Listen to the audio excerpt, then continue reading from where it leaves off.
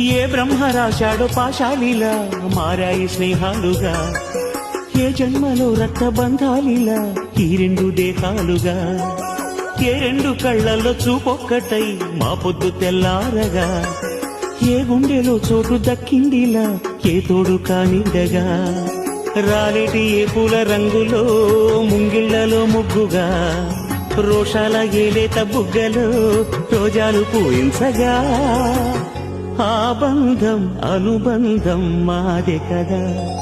చిన్ని చిన్ని ఈ పువ్వులు చూసి జాబిలి నవ్వింది, సిరి వెన్నెల జల్లింది.